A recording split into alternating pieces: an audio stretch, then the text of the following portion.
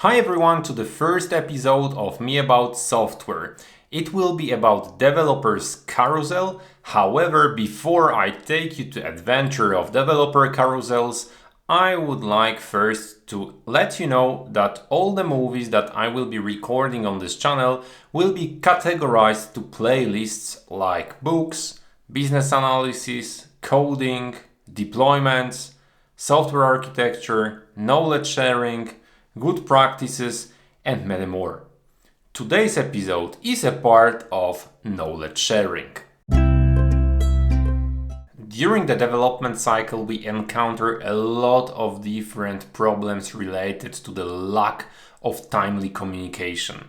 And this can end up with high costs for the feature introduction, or some kind of the security issues that were not spotted, or in the end, progressive demotivation of the entire development team. I prepared several examples for you related to issues that are related to the lack of timely communication. So the first point is about the very long time for processing pull requests. So imagine that someone created pull request and then it was created after a week or 2 weeks of work. So another person gets in and then reviews the code. After the review process, there will be for sure the rework one from the author needed. And then the cycle will repeat for several times because no one was contacted during the branch creation and working on it about the changes that were being introduced. So it was not validated anyhow. So this is the first problem. Second problem is that not enough people are involved in the validation process.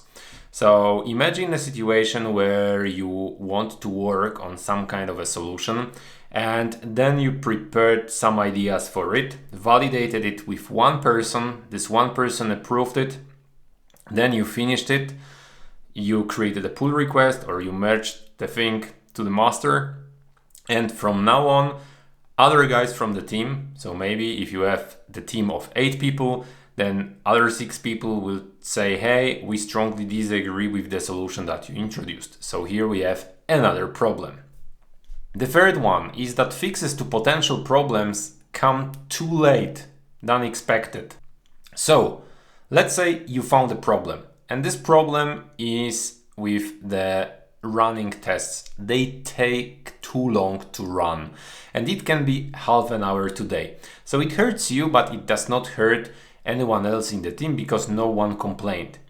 So you think, okay, I will raise it up during the retrospective meeting. But during the retrospective meeting, a lot of other issues were discussed and there was no time for you to discuss the problem of yours. So from that point of view, you forget about it, and after 2 months, you spot as entire team that, hey, the time of the running tests takes 2 hours and it's already way too long. It's blocking the entire development team. Everyone noticed it. And now you have to react to the problem rather than proacting before. So this is here a big issue. The number 4 is that the domain and technical knowledge is dispersed through multiple different people. So you can say that Susan knows the area A, Jack knows the area B, and the Hugh knows the area C. So now if you want to adjust it or you want to introduce the change, you need to wait for the approval from one of these folks. Here we have a problem because if someone is on holidays, the entire development of the application is blocked. And we don't want it. We want to have the knowledge sharing at the highest possible level. Of course, besides developers carousels, we can have pair programming and mob programming, but this is out of scope from today's session. One solution, or at least ways to minimize potential losses caused by mentioned issues, is to introduce the developers carousel. There, technical people can talk about solutions, architecture, patterns, design of the infrastructure, and many other technicalities. And based on that, the team can decide in which direction to go.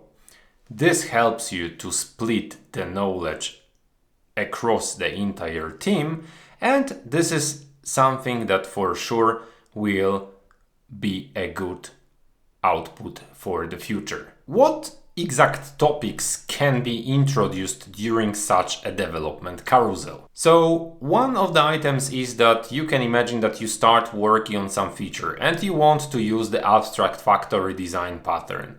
And now you want to validate with the team if this is a good idea because you are not sure, maybe there is something else. And then someone else can tell you that, hey, maybe in this particular case it would be better to go another way. Another point is that maybe you would like to validate the architectural concept. So you worked on the area where some kind of the architecture had to be introduced, and now you want to discuss it with the entire team. What do they think about it, if they agree or disagree? Number 3 is that you maybe spent half a day already while trying to solve the problem and you ran out of the solutions for that, and now you would like to ask other guys in the team if they have some idea about how to solve it. Number 4 is that you just spotted the security leak and you want to grab entire team and then discuss the contingency plan, how you would like to tackle it down, if it is good idea to plan it immediately or then we can wait maybe 1-2 weeks to solve it. Another point is that maybe you read some kind of the article or you saw the YouTube episode about something new or something interesting. Maybe it's a modular monolith, maybe these are continuous deployments or so, and you would like to discuss this concept, introduce it to the team and just ask the guys what do they think about that. Or maybe you just spotted in our application that there are 2 different ways to follow on some kind of similar topic and you would like to make it more generic, that it can be reusable and it won't confuse in future other developers. And there are many other items, many other topics that you can discuss during such a meeting. So discussions, but what next? So of course the discussion without a concrete action afterwards would be meaningless. So what we want to do is to plan some kind of an action. So we can say, okay, we want to plan it for the next sprint. So we have to create some, let's say, task or whatever, and then we can tackle it down in the next sprint. Or we want to say, hey, okay, we take it as technical debt and we would like to solve it in future. So not immediately, but within some time, and so on. So whenever you are having a discussion on something, for sure you will have several different groups who will be voting on something else. So how to agree on solution if we have several different ones? To handle it gently, we have to vote.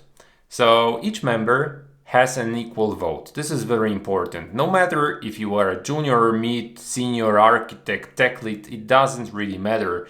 You are just having one vote.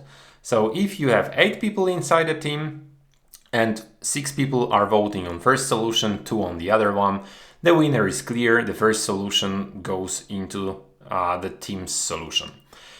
But there might be a situation that we have 4-4 in voting. So what to do in such a case?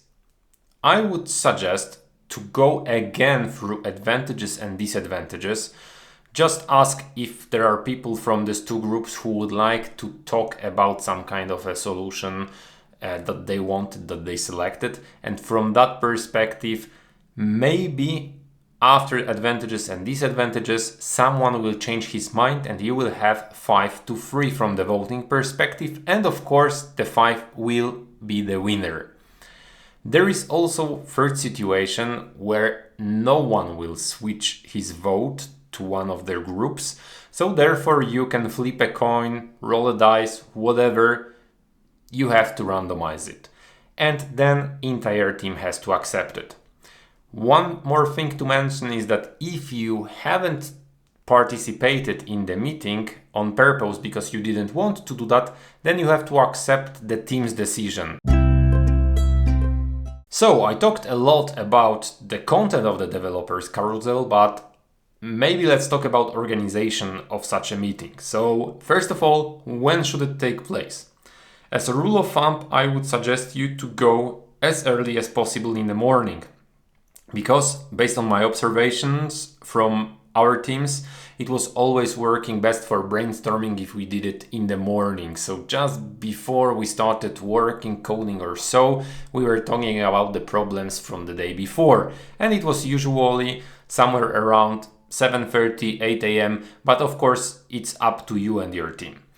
Second thing is, how long should this meeting take place? So I say half an hour is a good start.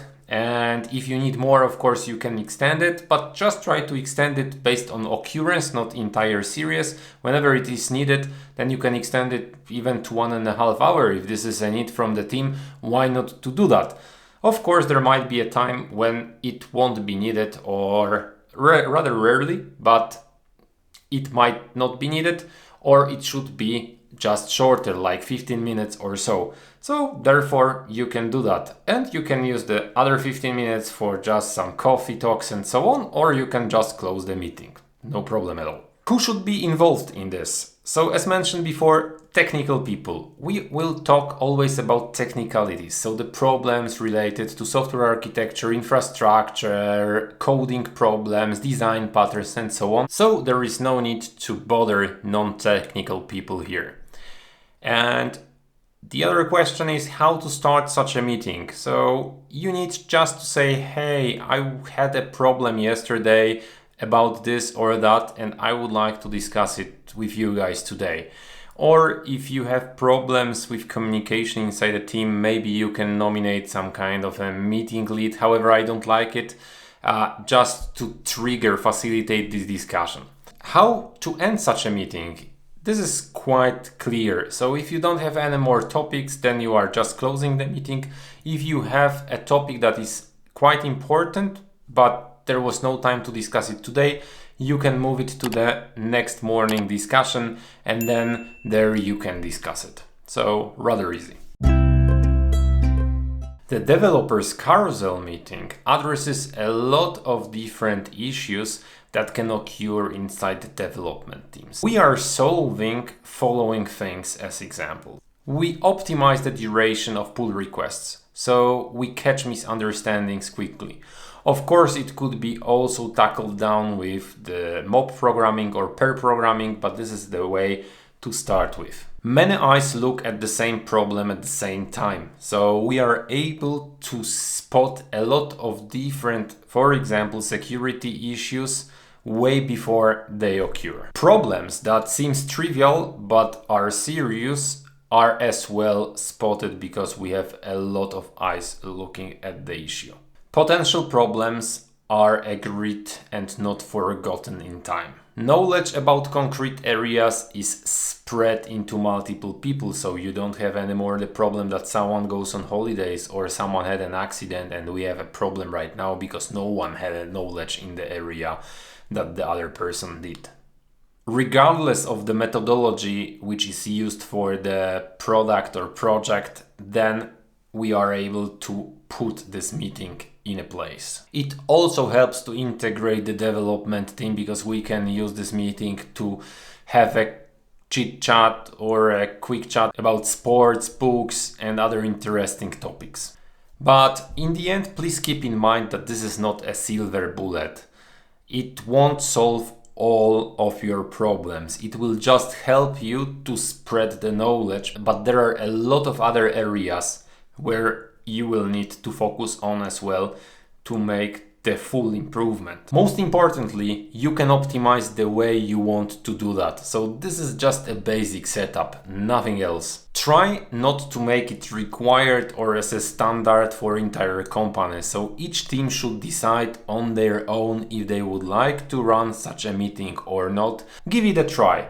If you as a team find that it's a great thing to introduce inside your team, then I will be very happy.